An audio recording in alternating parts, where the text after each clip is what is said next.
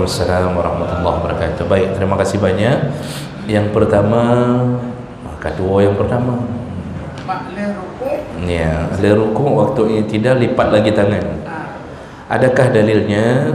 Ada riwayat yang mengatakan bahawa Nabi kembali meletakkan tangannya setelah rukuk. Ini kita bisa dapatkan di dalam kitab Sifatus Salatin Nabi yang karang Imam Al-Albani.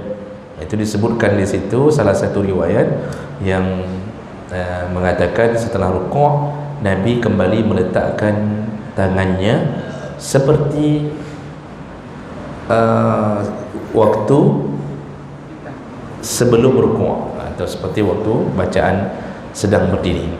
Namun pandangan ini itu tidak dipegang oleh jumhur ulama. Ada bantahannya, Pak. Saya lupa cara mereka membantah. Bahkan Majlis Tarjih Muhammadiyah sendiri itu membantah untuk kembali melipat tangan setelah rukuk. Jadi ini urusannya sebenarnya urusan khilafiyah. Bukan salah, tapi urusan khilaf. Namun pandangan jumhur lebih ke arah tidak lipat tangan lagi setelah rukuk. Jadi ketika rukuk tidak lagi disuruh untuk kembali melipat tangan. Ini pandangan yang lebih kuat. Namun saya lupa poin yang dibantah itu. Saya baca, Khatib belum baca ya Pak, karena itu tidak semua kitab membahas itu, karena kebanyakan kitab langsung membahas yang disepakati oleh jumhur. Nanti saya baca ulang kembali poin yang dia cara bantahnya itu. Kedua Pak, cara bantah di jumhur ulama ya. Jadi sampai saya baca Majlis Tarjih Muhammadiyah saja tidak setuju dengan cara itu. Artinya tidak dikuatkan. Jadi yang lebih baik tidak lagi lipat tangan ya. Ada bantahannya, mantuo kiban cara bantah je kedua ya. Yang intinya yang saya ingat itu ada riwayatnya, tapi tidak dikuatkan oleh jumhur ulama. Jadi yang lebih utama tidak lagi melipat tangan menurut kebanyakan para ulama. Nanti mudah-mudahan kalau saya teringat minggu ke baru dah pegah cara bantahnya, poin mana yang dibantah. Begitu. Kemudian yang kedua, kenapa bisa terjadi perbezaan masalah solat? Kadang-kadang ada imam yang mensirkan basmalah, ada yang menjaharkan basmalah ya. Padahal semua mengikut Nabi. Kenapa bisa begitu? Sebenarnya bukan masalah ini saja, banyak di dalam solat, dalam wudu, dalam solat, itu cabang-cabangnya itu banyak yang menimbulkan tanda tanya kita. Pegah sembahyang ikut Nabi, sallu kama raaitumuni usalli. Tapi kok di 4 mazhab berbeda-beda cara menyikapi dalam satu urusan itu seperti tadi lipat tangan. Kenapa bisa kok Imam Syafi'i suruh lipat di antara ini, Hambali suruh lipat ke sini, kemudian Hanafi, banyak, hampir semua urusan. Cuma perlu kita tahu dulu, perbedaan itu hanya terjadi pada furu', pada cabang, tidak terjadi pada usul yang mereka tetap sepakat salat itu wajib.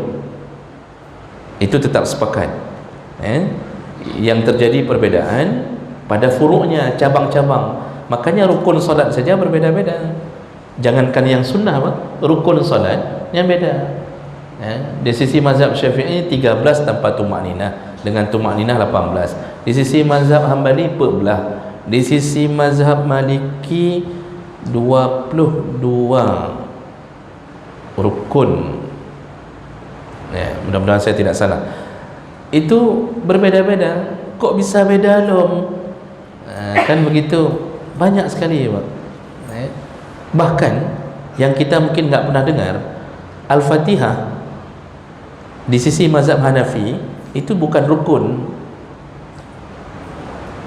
Boleh diganti dengan ayat lain, dengan bacaan ma tayassara minka, dengan dalil faqra ma tayassara minka minal Quran. Bacalah apa yang mudah bagimu dari Al-Quran. Bahkan dalam mazhab Hanafi Hanafi baca Al-Fatihah. Ya. Sampai begitu perbedaannya. Kenapa itu bisa terjadi semuanya? Padahal kita punya satu Nabi, salat mengikuti Nabi. Nah, itu terjadi karena Nabi kadang-kadang salat di waktu yang berbeda, di tempat yang berbeda, bersama dengan sahabat yang berbeda. Contoh, Abu Hurairah salat bersama Nabi, Nabi dilihat salatnya dia begini dan begini. Waktu pergi bersama sahabat lain, misal pergi safar, pergi perang, sahabat itu melihat Nabi salatnya begini dan begini. Nanti pergi lagi dengan sahabat lain, ternyata dia dapatkan pandangannya melihat Nabi begini dan begini, sehingga timbullah beberapa hadis dari beberapa sahabat yang berbeda. Makanya banyak hadis-hadis tentang salat itu banyak, versi ini begini, versi ini begini, dan itu semua berdasarkan hadis. Dan kita sebagai orang yang melihat hadis-hadis yang berbeda, kita nggak bisa ambil kesimpulan sendiri, perlu mujtahid untuk menyimpulkan maksud-maksud itu. Maka mujtahid ternyata mengambil pandangan-pandangan yang berbeda berdasarkan keterangan dari hadis-hadis yang berbeda. Maka timbullah perbedaan pandangan dalam urusan-urusan salat. Tapi intinya, keluarkah kita dari Nabi? Tidak, kan semuanya dari Nabi, cuma beda-beda cara melakukannya karena perbedaan cara orang melihatnya, memandangnya. Dan itu banyak Pak, sampai truk bak dua tahiyat itu beda, dan semua pakai dalil. Ternyata saya cek, sahabat rupanya melihat Nabi pernah duduk begini, pernah duduk begini. Makanya Imam Hanafi semua duduk dalam solat semuanya tawarruk, semuanya iftirash. Tahiyat awal, tahiyat akhir, cara duduk seperti tahiyat awal Imam Hanafi. Imam Malik semuanya tawarruk, semua tawarruk, tahiyat awal, tahiyat akhir, duduk lagi tahiyat akhir berdasarkan hadis. Imam Syafi'i tahiyat awal iftirash, tahiyat akhir tawarruk. Imam Hambali sama seperti mazhab Syafi'i, bedanya kalau salat yang cuma 2 rakaat lebih disunnahkan untuk duduk iftirash seperti duduk tahiyat awal. Makanya Gedanyo tanging, saudara Gedanyo, ada yang kadang-kadang waktu salat subuh duduknya enggak seperti duduk tahiyat akhir biasa, duduk seperti tahiyat awal. Itu versi mazhab Hambali. Semua berdasarkan dalil. Kenapa? Ternyata ada sahabat ketika Nabi safar dengannya, dia lihat Nabi duduknya begini, dia lihat tempat lain, sahabat lain lihat begini, terjadilah perbedaan. Tapi intinya kita tidak keluar dari sunnah Nabi, tetap yang kita ikuti adalah Nabi SAW.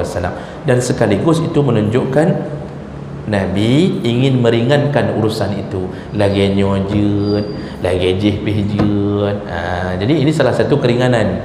Jadi kita enggak harus dipatenkan begini dan begini, tidak. Itu salah satu penyebab terjadinya perbedaan. Kira-kira begitu. Masih ada? Baik, alhamdulillah itu yang saya harapkan. Kita cukupkan untuk hari ini.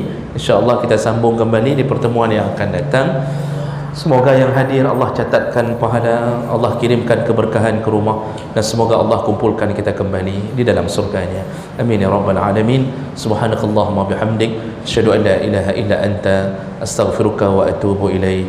Wassalamualaikum warahmatullahi wabarakatuh. Waalaikumsalam.